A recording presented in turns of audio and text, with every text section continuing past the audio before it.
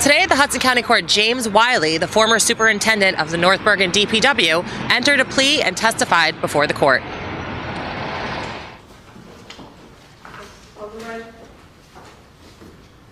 This is Kay versus James Wiley on accusation number 573-2012 term for plea matter. Appearances for the record.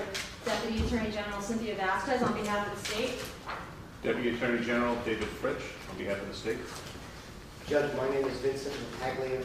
My office is at 200 Washington Street in Hoboken, and I represent James Wiley, who's to my right. And is there a recommendation, please? Yes, Your Honor. In exchange for a plea to a one-count accusation number 573-12, charging one count of second-degree conspiracy contrary to NJSA 2C5-2. In exchange for Mr. Wiley's guilty plea, the state agrees to recommend a sentence within the second-degree range. And in addition, Mr. Wiley agrees, the state will agree to bring to the court's attention any cooperation Mr. Wiley gives us with the matter. Also, Mr. Wiley agrees to satisfy full restitution, and also in accordance with 2C51-2, there's a mandatory permanent forfeiture of office of his position. Judge, I agree with what Ms. Vesco said, but to more fully set out in a plea form. What you have before you, Judge, is a plea form which I received from your courtroom here a little bit earlier today. Obviously, it was in blank. I filled out the writing that's there. The handwriting is mine. But before I answered any of those questions, I went over them with Mr. Wiley. We went over the answers together. He's initialed each page of this, and he's signed at the back. The form speaks for itself. It's a rather lengthy form. I told Mr. Wiley that in essence, by pleading guilty, he's telling Your Honor that he committed this crime of conspiracy, and in essence, he's waiving his constitutional rights, and to make a long story short, telling you to sentence him at the appropriate time. All right. Mr. Wiley, so did you hear the recommendation put forth by the prosecutor and comment of the counsel? Yes, Your Honor. And your attorney explained to you the details of the plea, correct? Yes, sir. You understood it? Yes, sir. And is it true that you'd like to plead guilty? Yes, sir. How was Mr. Williams, sir? Raise your right hand. Do you solemnly swear affirm the testimony about to give to this court is the truth, the whole truth, nothing but the truth? Yes. State your full name for the record. James Wiley. Factual basis, please, counsel? Judge, I think I'll defer to Mr. French. Okay. Thank you. Counselor, Mr. Wiley, in the accusation, it lists a number of overt acts that were committed in furtherance of a conspiracy to commit official misconduct. Is that correct? Yes, sir. Now, the first three of these overt acts talk about putting together essentially a workforce to assist in election campaigns.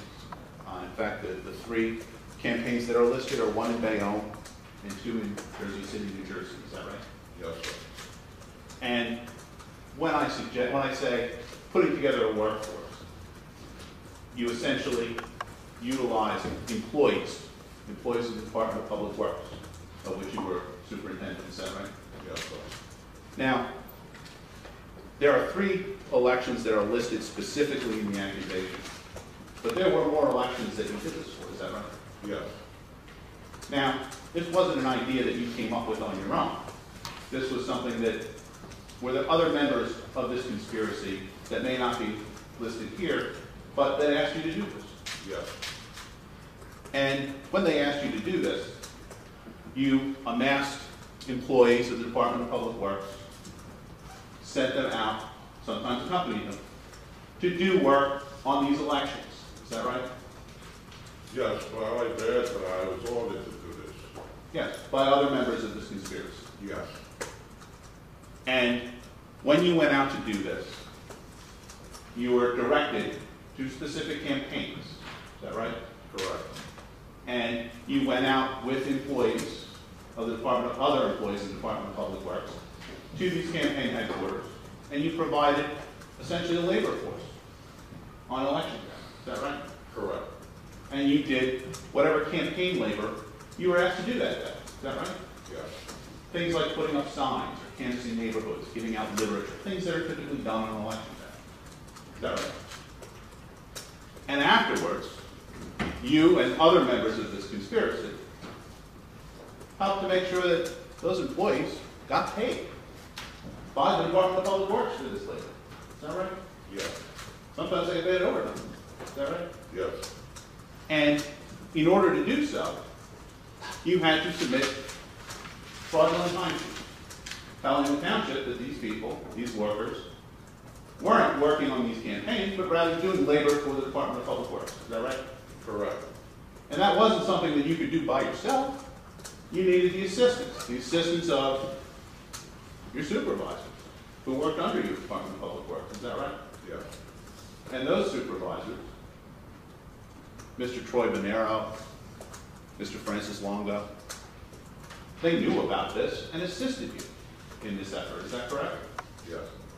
They helped you to get the workers together, helped you to get the workers to the campaigns, helped you to put together the timesheets and the other paperwork to submit that so that these workers would get paid by the township. Is that correct? Correct. Now, there's another overt act in this accusation that talks about the utilization of laborers, labor from the Department of Public Works to do work at your house. Is that right? Yes. And what we're talking about here is having people from Department of Public Works come to your house and do work for you. Work on your pool, help with lawn work, things like that. Is that right? Yes, sir. And this wasn't something that happened just once or twice. This was something that happened on a regular basis for a period of time. Is that correct? Yes. And this wasn't something, again, that was much of a secret, was it? No. Everyone in the Department of Public Works kind of knew about this. Is that right?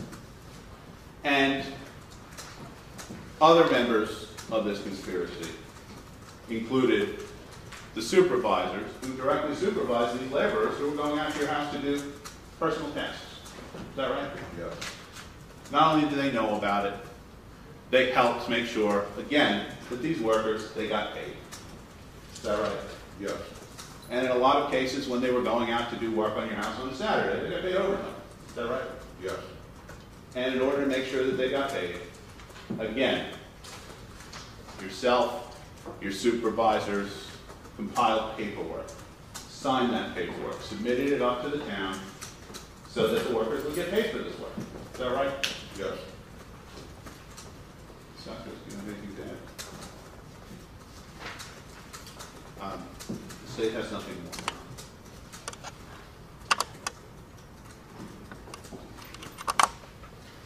The state is satisfied. Okay. Mr. Wiley, you're pleading guilty to count one of the accusations, which is conspiracy, a second-degree offense.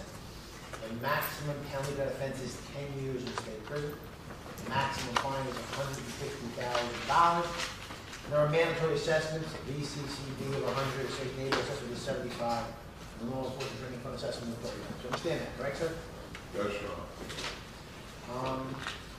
You also understand that it would be very difficult to change your mind and take your guilty plea back. Because I'm likely to believe what you just told me today, and you just told the Attorney General about your involvement in it, that shows me again, rather than something you may tell me later, trying to take your plea back. You understand that? Yes, Your Honor. You also understand, once you're sentenced, it's even harder to change your mind and take your guilty plea back. You understand that? Yes, Your Honor. You also understand that you have a right, rather than plead to an accusation, to have this matter first presented to a grand jury. A grand jury consists of 23 citizens, and the state has to prove that there's probable cause to charge you with an offense. Okay? And it's a gatekeeping function of the citizens to make sure people are being charged without probable cause. And you waive that right, correct? Yes, sir. And there's this form here I'm going to show you. It's called Waiver, Criminal Action Waiver Indictment and your signature is located right there, correct? Correct. And additionally, your attorney explained to you what it meant to waive and not, how they not present to a grand jury, correct? Yes, sir. You also understand you have a right to a jury trial, where the state has the burden of proving you guilty and then reasonable doubt. You give up that. Yes, sir.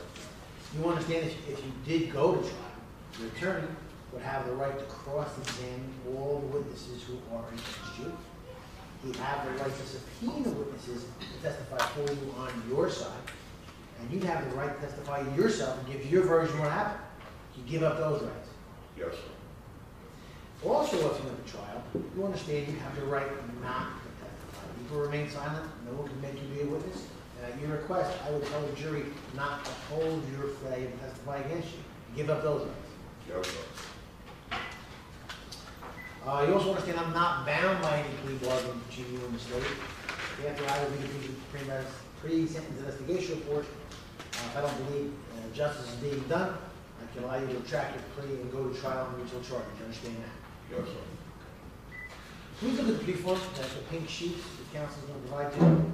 Now, on that form, on that document, I'll give you glasses on, go ahead. You initial each page in the right-hand corner, and then you sign the last page, correct? Yes, sir. And you and counsel know that entire document together, correct? Yes. He explained all that material to you? Yes, sir. You understood it? Yes, sir. And answered all those questions truthfully, Yes, sir. with the assistance of counsel. Yes. All right, other than what we put on the record here today in the courtroom, has anyone promised anything else, or anyone threatened you to make you plead guilty? No, sir. Is your plea guilty entirely voluntary of your own free will? Yes, sir. As you stand before me in the courtroom this morning, are you under the influence of any alcohol, drugs, or perhaps medicine a doctor gave you that could impair your judgment? No. How old are you, sir? 68. And you can read and write? Yes, sir. How far did you go in school? College costs a couple more. Okay. Are there any other pending charges against you that you're aware of? No. Are you on parole or probation right now? No. Are you pleading guilty because in fact you're guilty of the offense? Yes, sir. Your attorney, he's explained everything to you? Yes, sir. He answered all your questions. Yes. Are you satisfied with the legal services you received? Yes, sir. Before we conclude this proceeding, do you have any questions at all you'd like to ask your counsel or like to ask me? No, sir. Counsel, the Southside Police should be entered as entirely knowing, intelligent, and voluntary on the part of your client. Yes, Judge. Any reason why we should not be accepted? No, Your Honor. All right, I find that Mr. Wiley understands the charges, has competent counsel, knows the master counsel, he admits the charges, and is freely and voluntarily, related to the jury trial, confrontation, self-incrimination. He's also waived the grand jury presentation and signed the waiver form. The first report calls the plea. There is a factual basis for the entry. Promises to reduce the plea limit until set forth on the record. The defendant is aware of the enhanced penalties. He must forfeit the public employment. Accept the guilty plea. Sentence date will be Sentence date will be Friday, October 26, 2012, at 9 a.m. in this courtroom. The pre-sentence interview, you have to report on September 25th, 2012, at 9:30 a.m. in room 101. That's the only notice you're going to get by the court. Failure to appear, a bench warrant will be issued. Counsel, if you want that, I assume if it may be postponed, you'll notify us in advance. Yes. All right, thank you very much. Thank you. Thank you. Off the record.